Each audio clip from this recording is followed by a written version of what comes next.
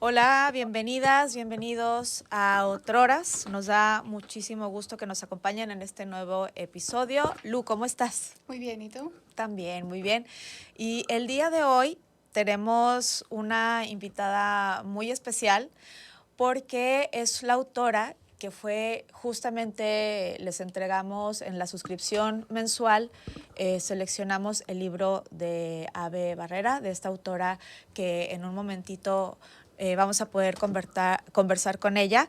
Y bueno, les voy a leer un poquito de, aunque ustedes ya, quienes están suscritos, pues ya recibieron el librillo en donde viene la biografía y datos importantes sobre la obra, etcétera, pero para quienes se conectan ahorita con nosotros, Ave Barrera es una de las voces más interesantes, de hecho, de la literatura mexicana contemporánea. Es narradora, ensayista, editora. Ha construido una obra que explora relaciones familiares, temas como la identidad, la memoria, también están presentes y moldean sus historias.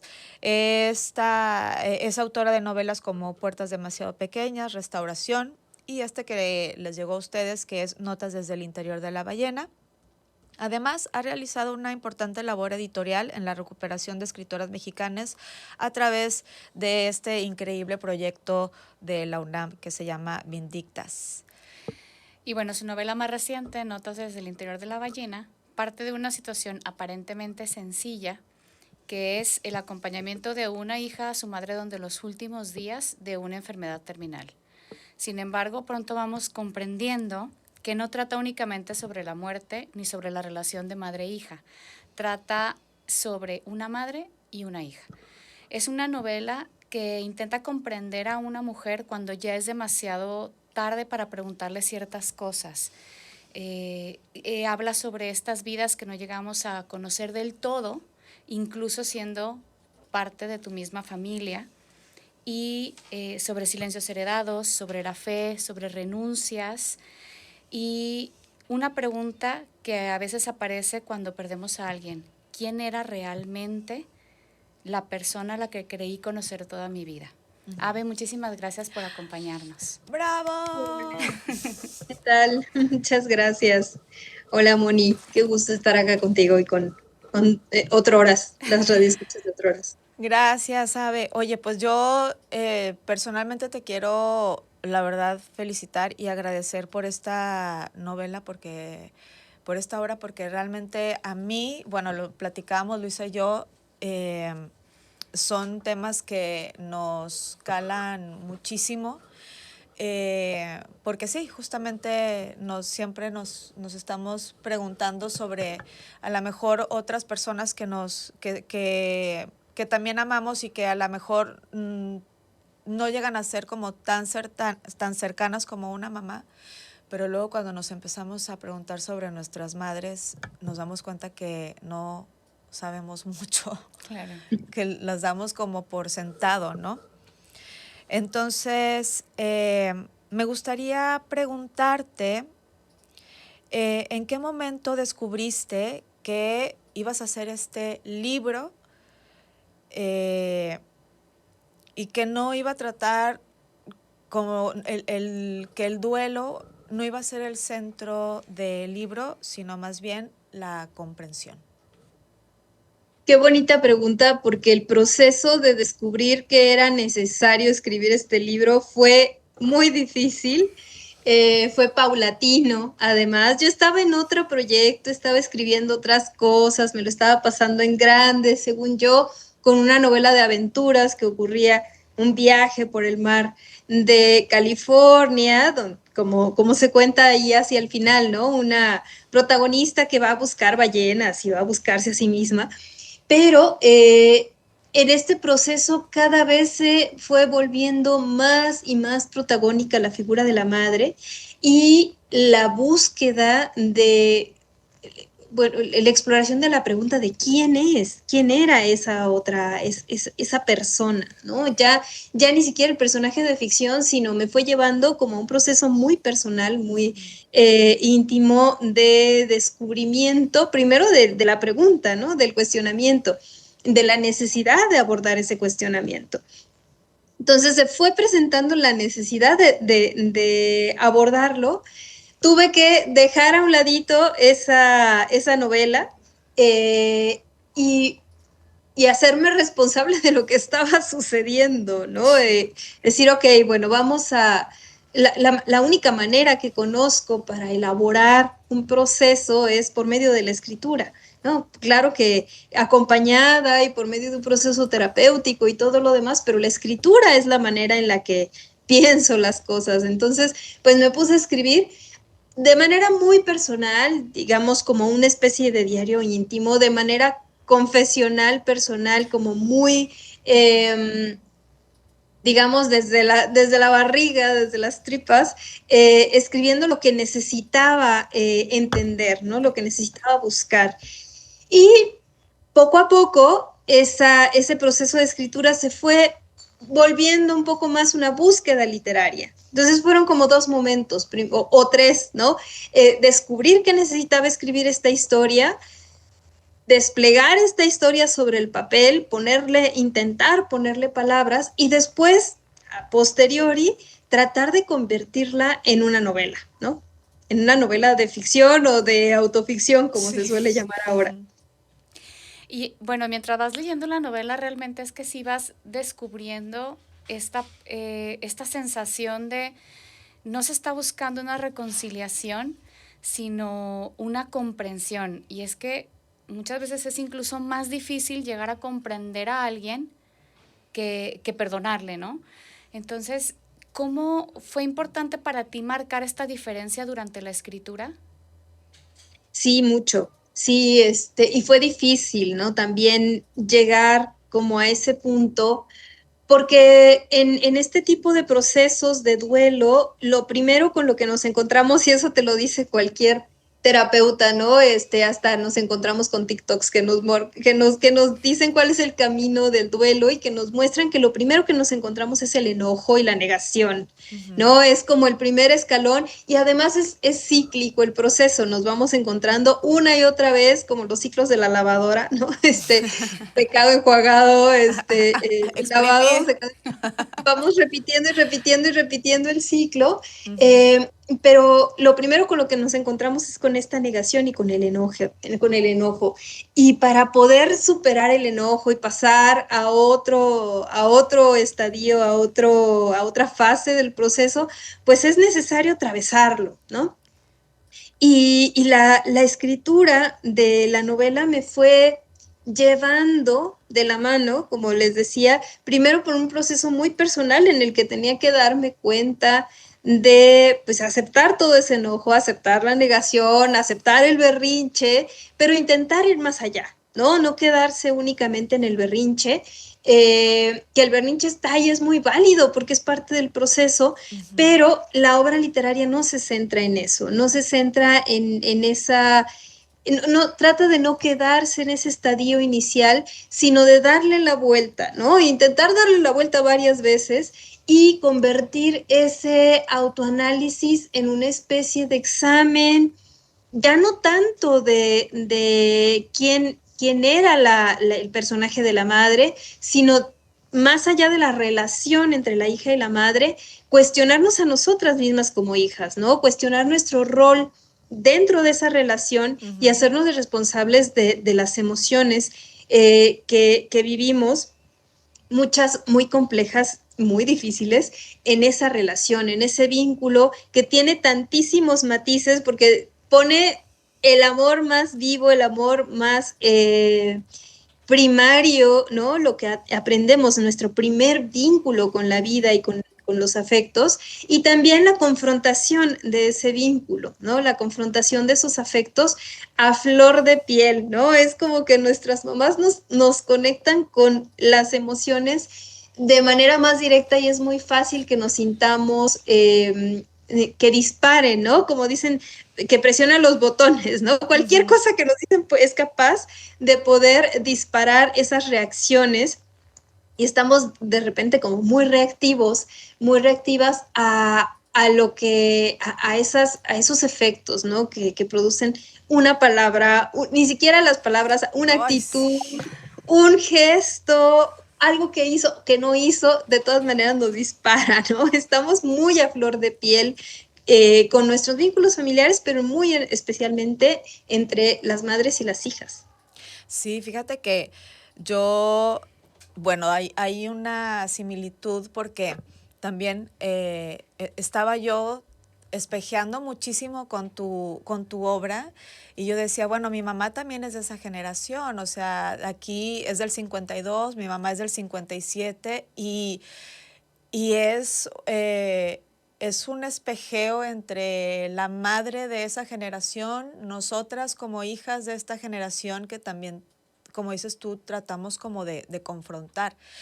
Y me puse yo a pensar que bueno, la ventaja que se puede tener el que yo creo que son cuestionamientos que no nos hacemos hasta que a lo mejor nuestra madre muere, ¿no? Y muere a veces por la edad, o sea, tenemos un recorrido, todavía seguimos reconociendo y conociendo a nuestras mamás, pero creo que en esta obra hay una oportunidad que adelanta eso porque es una enfermedad en donde a final de cuentas sabes que ya no va a estar, o sea, es o ahora, no va a agarrarte de sopetón de, ay, tu mamá se murió ya por viejita, ¿no? Entonces, ¿cómo, ¿cómo es que viviste tú como este proceso de, de, te- de dar esta oportunidad de estarla conociendo, pero todavía en una presencia y luego ya después en una ausencia porque ya la enfermedad es muy avanzada? ¿Y cómo lo viviste tú estas reflexiones, Abe? Pues la escritura es la herramienta principal que permite esta especie de autoanálisis, ¿no? Yo creo que por eso la escritura está en el centro de la novela también como herramienta de búsqueda. Y sí, el medio es la escritura. Se habla de la escritura, Uh-huh. acerca de la escritura en la novela, de lo importante que es, de lo difícil que es el hecho de que vaya abriendo estas grietas, estos caminos, estas revelaciones que muchas veces no queremos ver, ¿no? No estamos dispuestas a reconocer y aceptar. Pero das con un punto muy interesante, que es esta desconexión generacional, este enorme escalón que hay entre las hijas y las madres, digamos, las mamás boomer Uh-huh. y las hijas del presente, que ahorita somos las adultas que ya estamos empezando a llegar a nuestros 40, ¿no? 40 o ya pasaditos los 40. Por ahí, las millennials, Cerca. vamos a dejarle ahí. Sí, pero ya que ya estamos llegando a una madurez y que tuvimos unas mamás pero en la mitad entre las mamás boomers y nosotras hay un escalón generacional muy pronunciado, ¿no? Porque a nosotras ya nos tocó vivir tiempos en los que se reconoce mucho más las diversidades, los afectos, la aceptación de otredades complejas, mientras que en las generaciones de nuestras madres todavía había una demanda por uniformar, unificar, tapar, cubrir lo que fuera diferente, lo que fuera distinto de lo normal y de lo aceptado.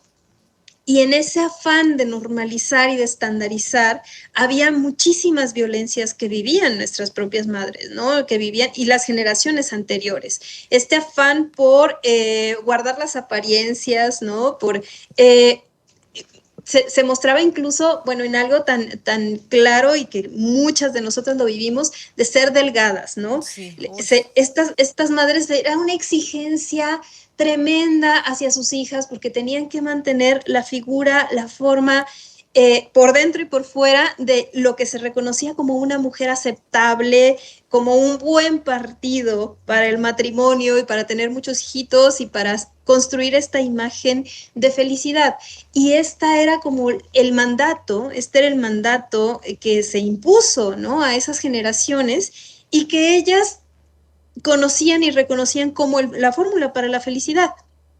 Y entonces se esforzaban para que nosotras cumpliéramos con esos estándares únicamente porque querían que fuéramos felices, ¿no? No por hacer un daño, no por obligarnos o forzarnos a su manera o a su modo, sino porque era el único modo que conocían de llegar como a una especie de cumplimiento de lo que se espera de una persona. Ya las generaciones siguientes, pues nos fuimos dando cuenta de que no es así, ¿no? De que hay muchas otras maneras de ser feliz, de que nuestro trabajo ahora sí que es como romper con esos mandatos y inventarnos, reinventarnos nuevas maneras, nuevas formas de felicidad y de satisfacción y de estar en el mundo y de aceptarnos, ¿no? En el mundo de una manera mucho más amable y más amorosa.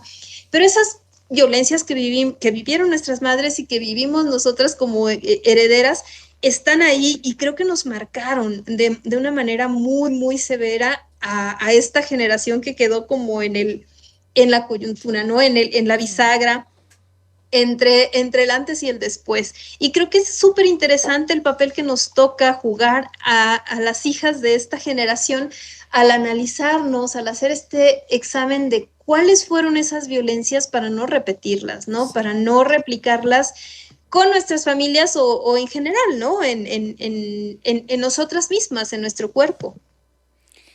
Y parte de esto también, que a mí me parece maravilloso, es eh, esta parte del libro en la que poco a poco se va rompiendo la figura de la madre y aparece la figura de la mujer, ¿no? Parte indispensable para conocer, para comprender, entender que también era una persona con una historia, con deseos, con miedos, con renuncias. Y como dices tú, para poder romper un ciclo es indispensable conocerlo, ¿no? Es ¿cómo fue o sea, ¿crees que ha sido una parte importante para construir esta novela, el imaginar la vida que pudo haber tenido la madre para poderla separar de ese papel de madre, conocerla como mujer y entenderla para poder romper ese ciclo? Sí, por supuesto. Creo que es indispensable incluso para el reconocimiento de individual de quiénes somos y de cuál es nuestro valor como personas, separarlo o tratar de verlo sin el filtro de esos roles impuestos y de esos mandatos y de toda esa demanda social, ¿no? Eh, yo creo que es un acto de amor muy profundo el intento, aunque sea, no importa que tanto lo logremos o que tanto no, pero el intento de ver al otro y reconocerlo en su otredad, ¿no? Sean madres, sean padres, sean hijas, sean la otra persona que tenemos frente a nosotros, tratar de reconocerla en todas sus dimensiones y en toda su complejidad, más allá del rol que representa para nosotras, ¿no? Suena un poco egoísta y lo es, ver a las personas únicamente a partir del rol que desempeñan con respecto a nosotras, es como ponernos en el centro del mundo y desplazarnos de ese centro y reconocer a la otredad, a esa otra persona, en especial a nuestras madres que están tan cerca y que estuvieron plantadas en el centro desde antes de que nosotras existiéramos, bueno, es todavía más difícil, ¿no? Es como que siempre estuvieron ahí, están como si estuvieran detrás de nosotras cubriéndonos y no somos capaces como de darnos vuelta y reconocer su existencia y su otredad. Y entonces es complicado, pero es muy amoroso dar un paso atrás, voltear y decir, ok, te reconozco no solo como mi madre, no solo como algo que ya estuvo ahí toda la vida y darlas por sentado, sino como una persona que atravesó por una historia particular que la llevó a ser la persona en la que se convirtió y la persona que es para nosotras, ¿no? Pero como parte de un mosaico mucho más complejo, de un entramado de vida que merece ser descubierto y merece ser reconocido. Sí, fíjate que hablando esto de los roles que tú mencionas, ahí a mí se me hizo bien interesante porque luego yo me puse a reflexionar también, yo como mamá, y yo decía, bueno, es que yo tengo la experiencia de estar dentro del rol de mamá y el rol de hija, ¿no? Pero sí hay una complejidad muy brutal porque al menos en mi caso, el rol de mamá yo elegí ser, pero yo no elegí tener el rol de hija. Y eso creo que en la novela lo vamos descubriendo como con estas notas, con estas observaciones que hace, que va llevando la protagonista, y dices tú, wow, o sea, sí, nosotras, lo que dices tú, queremos como esta individualidad, o sea, lo que quieren nuestras madres es, o sea, que estemos alineadas a lo que ellas entienden, pero nosotras como hijas, al menos en nuestra generación, es como, pero yo me quiero desembarazar de ti. O sea, yo no, pero no, tú y yo no somos iguales, y a lo mejor ahí se pierde y se gana el vernos como personas. ¿Tú cómo percibiste el reconocimiento del papel de la mirada de esta hija que se está tratando de revelar? ¿Fue obvio para ti empezar a detectar y decir, me parece que mi mamá ya está entendiendo un poco, o no? Pues es que en el caso de esta novela, el proceso natural del que hablabas tú misma hace un ratito, este proceso natural de la madurez, donde la hija se convierte en madre y después se va dando cuenta de quién es su mamá, y hay una especie de reconciliación, de perdón, de entendimiento también de ambas partes, ¿no? Todo este proceso de reconciliación y de reconocimiento se ve interrumpido por la muerte, ¿no? Se ve truncado. Entonces, probablemente si mi mamá ahorita estuviera viva, bueno, ya nos hubiéramos agarrado del chongo un par de veces y ya hubiéramos hecho las paces y hubiéramos tratado de hablar hasta que pues tratara de reconocer que pues esta soy yo y probablemente me querría así tal y como soy, ¿no? Así rara, loca, no precisamente la hija que ella esperaba tener, pero bueno, se hubiera conformado, ¿no? Y hubiéramos terminado haciendo las paces. Pero se nos atravesó la muerte, ¿no? La tragedia que atraviesa la novela es que cuando la protagonista, vamos a llamarle protagonista, sí, aunque es muy cercana a mi experiencia, sí, pero vamos a llamarle la protagonista está en sus 20s apenas, es una jovencita enojada con la vida, que creció en un medio muy conservador y que trata de huir de ese medio conservador lo más pronto que puede y se va lejos, ¿no? Se va a vivir muy lejos. Y de repente la enfermedad de la mamá la trae de regreso al lugar de origen y se da cuenta de que, bueno, la madre tiene un tumor en el cerebro, en el área, coincide que es en el área del lenguaje, y cuando le realizan la biopsia y intentan extirpar el tumor, aunque es imposible, el tratamiento, porque es un tumor canceroso, bueno, la madre pierde la capacidad del habla, ¿no? Pierde el lenguaje, pierde las palabras, y entonces el regreso de la hija y este intento pues no de reconciliación, sino de hacer como un recuento,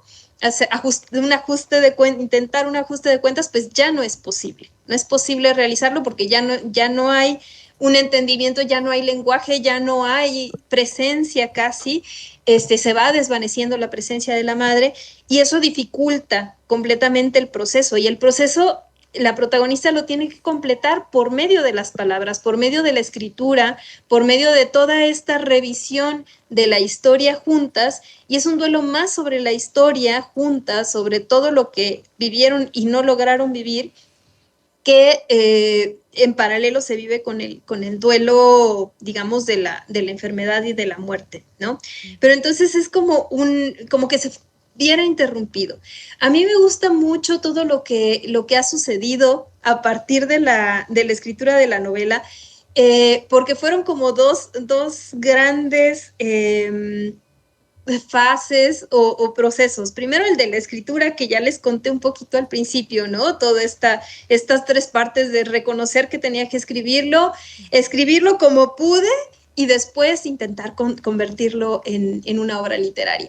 Pero después de que se publicó la novela, cuando empezó a circular y que le empezaron a leer en clubes de lectura, en grupos de mujeres, así que se identificaban con el libro y que se veían como reflejadas en muchas de las situaciones que plantea la protagonista, porque más allá de ser una obra pues, que parte de una historia personal que es muy cercana a mí, no intenta mostrar cuál fue mi vida. Mi vida es lo que menos importa. Lo que importa en la novela es tratar de proyectar estas situaciones que compartimos muchas, ¿no?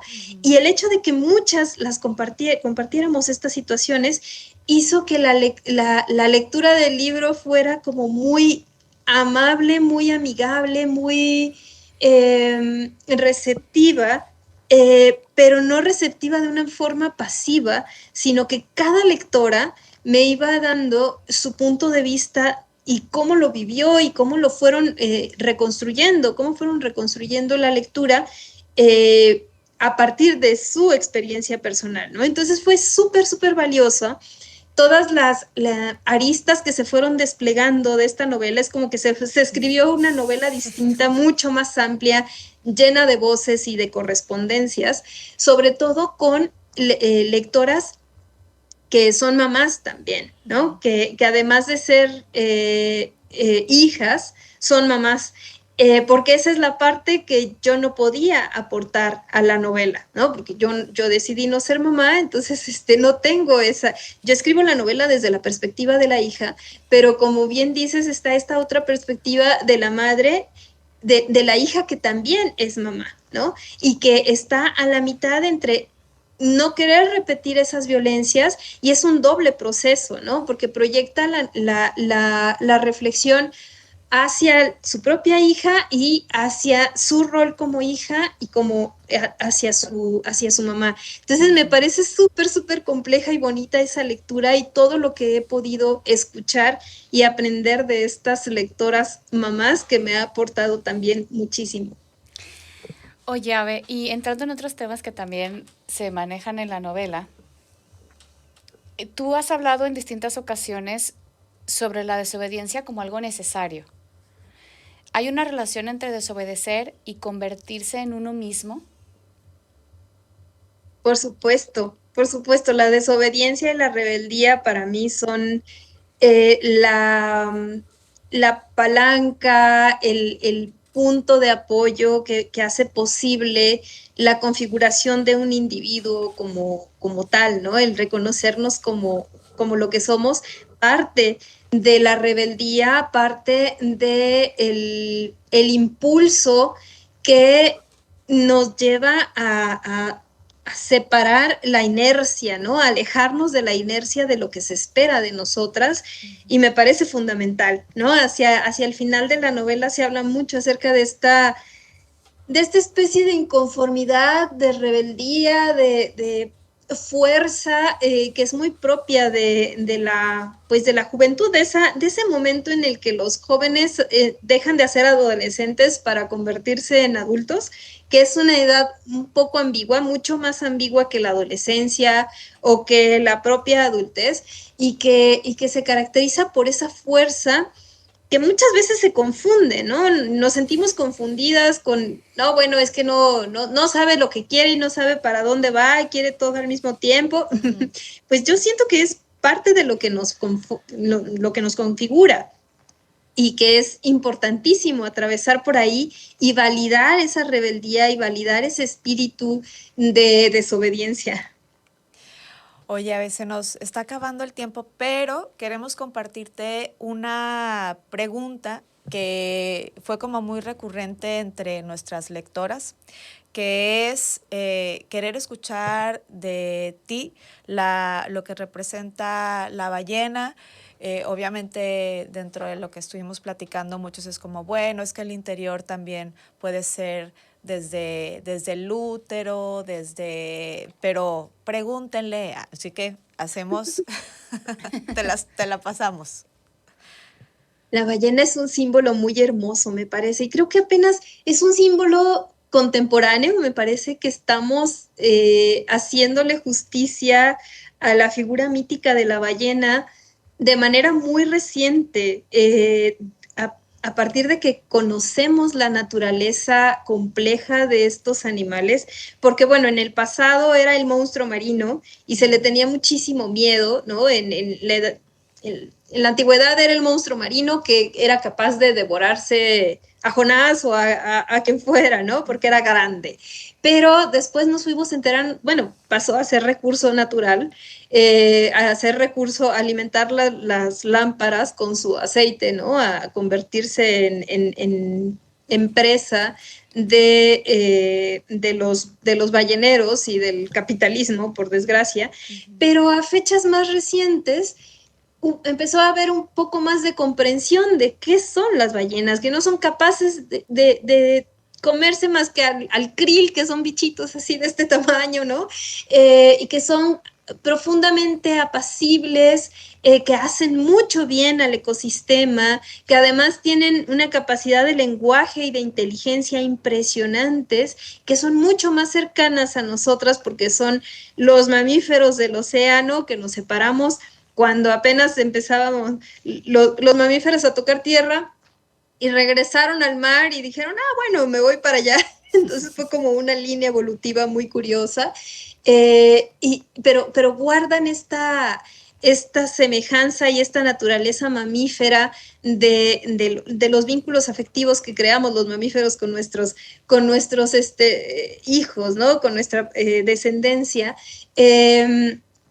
Y esos rasgos que nos hacen empatar con un ser tan enorme y tan disímil y tan curioso, ¿no? Que parece como de otro planeta.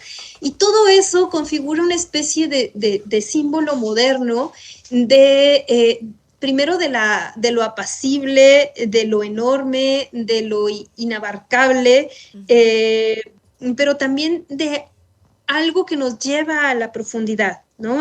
Cuando hablamos de una ballena, hablamos no solo de la superficie marina, sino de las profundidades abisales, claro. Que son nuestras profundidades abisales también, del inconsciente, del profundo dolor. Y cuando escuchamos, por supuesto, el canto de una ballena, sentimos una profunda nostalgia, ¿no? Los cantos de las ballenas nos llevan a una especie como de gemido profundo, nos llevan al dolor, nos llevan a la ternura, y cuando conocemos la manera en la que maternan estos enormes seres hermosos, pues se completa, ¿no? Se completa toda la narrativa de este ser que amamanta y que lleva y que guía a su prole, a su vallenato, a lo largo de los viajes enormes que hacen juntas, ¿no? De migraciones para alimentarse, y de todo herencia también que hay de un animal al otro, ¿no? Y todo esto configura un símbolo muy complejo y muy bonito que bien en la novela profundo. Lo que hace es espejear esa relación entre la madre y la hija. Ay, qué lindo. Sí. Ay, sí, la verdad que disfrutamos mucho el libro. Bueno, ya tenemos que ir cerrando, pero muchísimas gracias por acompañarnos. Gracias por esta novela, que la verdad es que es una invitación a ver, como dices tú, muy de cerca y muy analíticamente esa relación madre-hija, y nos invita a romper ese ciclo, ¿no? Así muchas gracias, Abe. Gracias. Muchas gracias a ustedes. Y bueno, pues a ustedes también les damos las gracias por acompañarnos y nos vemos en el próximo episodio.